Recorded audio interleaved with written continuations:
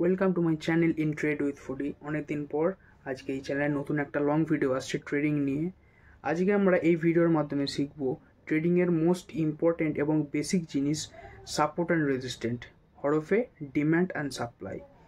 Demand and supply কিন্তু আমাদের ট্রেডিংয়ের ক্ষেত্রে খুবই গুরুত্বপূর্ণ একটা এলিমেন্ট, যেটা আমরা অ্যাপ্লাই করে বিভিন্ন রকম স্ট্র্যাটেজি আছে সাপোর্ট অ্যান্ড রেজিস্ট্যান্টের ওপর। সো এটা কিন্তু আমাদের ভালো করে শিখতে হবে।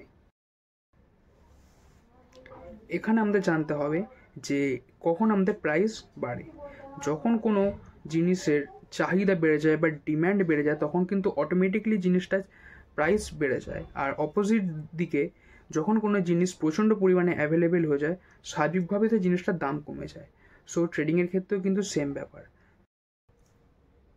এবার আমরা দেখব কোনো জিনিসের প্রাইস কখন বাড়ে।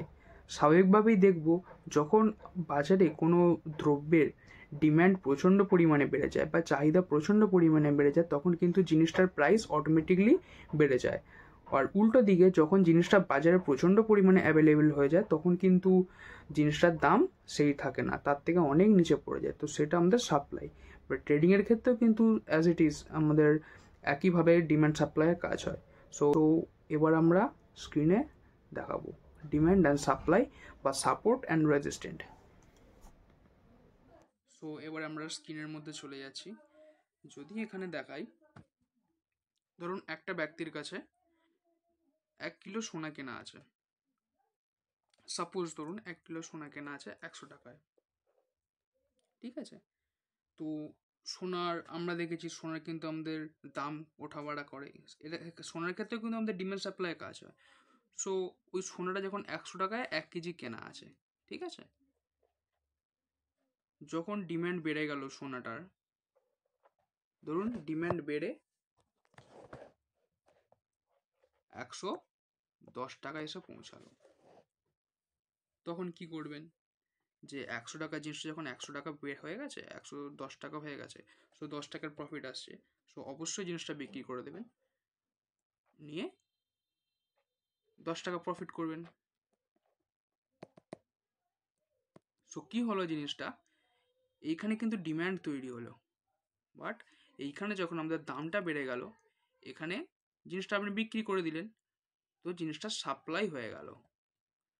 হয়ে আবার যখন জিনিসটা ধরুন 100 টাকায় এলো, ঠিক আছে, তখন আবার কিনলেন, কিনে যখন 110 টাকা হয়ে গেল বা 112 টাকা হয়ে গেল, তখন আবার বেচে দিলেন। দেখুন একটা সাপ্লাই হিসাবে কাজ করছে।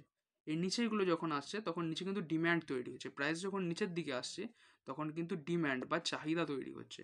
অ্যান্ড প্রাইস যখন উপর দিকে যাচ্ছে, সেটা কিন্তু সাপ্লাই। এখান থেকে জিনিসটা অ্যাভেলেবেল হয়ে যাচ্ছে, জিনিসটা এখান থেকে অ্যাভেলেবেল হয়ে যাচ্ছে, হয়ে এটা নিচের দিকে আসছে, এসে আবার ডিম্যান্ড তৈরি করছে। দেখুন এইখানে আবার সাপ্লাইটা তৈরি হচ্ছে, হয়ে আবার যখন প্রাইস নিচে আসছে, মানে দাম কমে যাচ্ছে। দাম কমে যায় নাকি, মানে কোনো জিনিসের যখন দাম কমে যাবে, তো সেটা তো আমাদের বাইং প্রাইস হবে। সো এখানে আমার ডিম্যান্ড তৈরি হচ্ছে, আবার দাম কমে যাচ্ছে, আবার যখন একটু দাম বাড়ছে আপনি বিক্রি করে দিচ্ছেন, এখানে আবার সাপ্লাই চলে আসছে, অ্যাভেলেবেল হয়ে যাচ্ছে জিনিসটা, আবার ওইখান থেকে জিনিসটা পড়ে যাচ্ছে নিচের দিকে। নিচের দিকে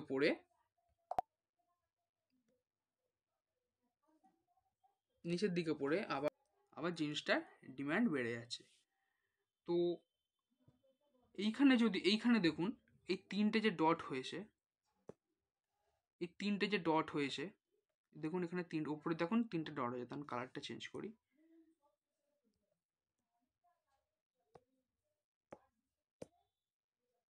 দেখুন এইখানে যে তিনটে ডট তৈরি হয়েছে, এখানে তিনটে ডট, এইখানে তিনটে ডট, ঠিক আছে, এই ডটগুলোকে যদি আমরা একটা লাইনের আকার দিই, দেখুন এখান থেকে যদি জিগজ্যাগ মতো দেখাবে, ঠিক আছে।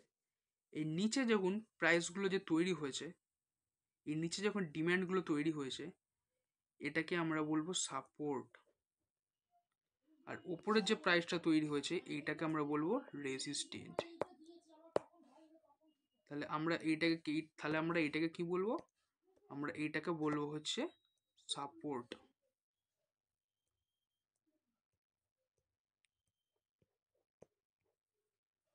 আমরা এটাকে বলবো হচ্ছে সাপোর্ট, আর এটা হচ্ছে আমাদের রেজিস্ট্যান্ট। ঠিক আছে, তাহলে কি প্রাইসটা বারবার নিচে এসে এখানে সাপোর্ট নিচ্ছে, মানে যেই এখানে প্রাইসটা আসে আবার প্রাইসটা বেড়ে যাচ্ছে, আবার ডিম্যান্ড বেড়ে যাচ্ছে জিনিসটা। আবার দেখুন প্রাইসটা যখনই নিচের দিকে আসছে তখনই কিন্তু ডিম্যান্ড বেড়ে গিয়ে আবার জিনিসটা উপর দিকে চলে যাচ্ছে।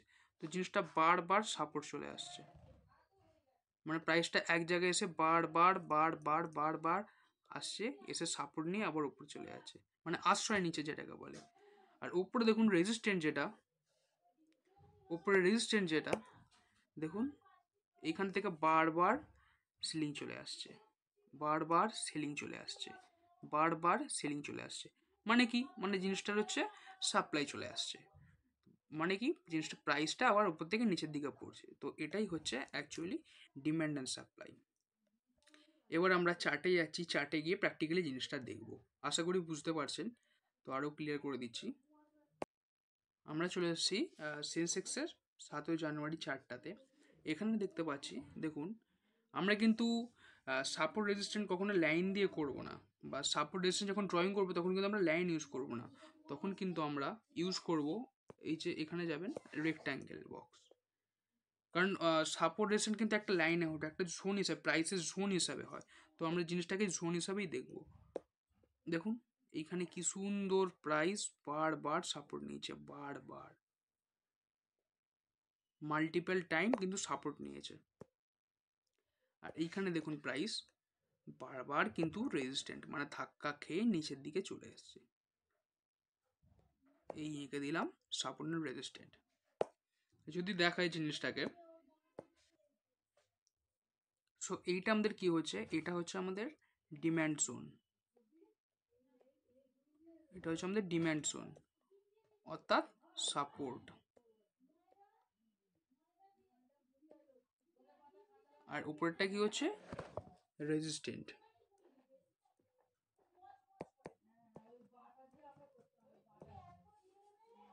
এটা হচ্ছে আমাদের সাপোর্ট অ্যান্ড রেজিস্ট্যান্ট। ঠিক আছে, দেখো এখানে যদি দেখাই প্রাইস কিন্তু এখান থেকে ডিম্যান্ড চালু হয়েছে, এখানে প্রাইস উপরে গেছে, প্রাইস মানে মার্কেটে জিনিসটা যখন দাম শর্টেজ হয়েছে তো দাম অবশ্যই বেড়েছে, এখানে কিন্তু ডিম্যান্ড তৈরি হয়েছে। তো তখন তারপর যখন তারা বিক্রি করে দিচ্ছে আবার জিনিসটা সাপ্লাই বেড়ে গেছে, সো প্রাইস আবার নিচের দিকে এসছে। এই নিচের পজিশানে সাপোর্ট নিয়ে এই নিচের পজিশনে এসছে যখন, মানে জিনিসটার দাম কমে গেছে, আবার কিনেছে লোকে, কিনেছে আবার দাম বেড়ে গেছে, আবার দাম যখন বেড়েছে তখন নিশ্চয়ই বিক্রি করবে তারা, আবার বিক্রি করার পর জিনিসটার দাম কমে গেছে অর্থাৎ অ্যাভেলেবেল হয়ে গেছে, তো সাপ্লাই চলে এসেছে। এইভাবে দেখো একটা জোনের মধ্যে বারবার মাল্টিপল টাইম সাপোর্ট নিয়েছে, সাপোর্ট অ্যান্ড রেজিস্ট্যান্ট। মানে এইখান থেকে যখন যাচ্ছে তখন জিনিসটার ডিম্যান্ড তৈরি হয়ে যাচ্ছে, যখনই দাম বাড়ছে আবার সে জিনিসটা বিক্রি করে দিচ্ছে, সাপ্লাই চলে আসছে, ফলে কি হয়েছে একটা রেঞ্জ তৈরি হয়ে গেছে।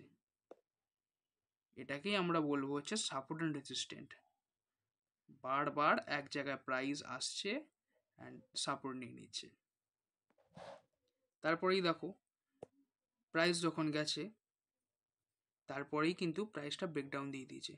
এই ব্রেকডাউন মানে কি, দেখো সাপোর্ট যখন ব্রেক করে দিয়েছে মানে জিনিসটার অত্যাধিক পরিমাণে সাপ্লাই বেড়ে গেছে, জিনিসটা সাপ্লাই বেড়ে গেছে কিন্তু ডিম্যান্ড নেই জিনিসটার, সো কী হচ্ছে দাম আরও কমবে, তাই এটা ব্রেক করে জিনিসটা আরও নিচের দিকে পড়ে গেছে।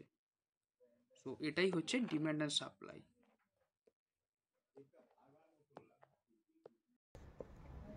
আই হোপ সবাই বুঝতে পেরেছেন। যদি কোনো প্রবলেম থেকে থাকে অবশ্যই কমেন্টে লিখে জানাতে পারেন, আপনাদের প্রবলেমটা সলভ করার চেষ্টা করব। আর বাংলাতে ট্রেডিং শিখতে হলে অবশ্যই চ্যানেলটিকে সাবস্ক্রাইব করবেন, আর ভিডিওটি ভালো লাগলে একটা করে লাইক করে দেবেন। ব্যাস, নমস্কার, দেখা হচ্ছে নেক্সট ভিডিওতে।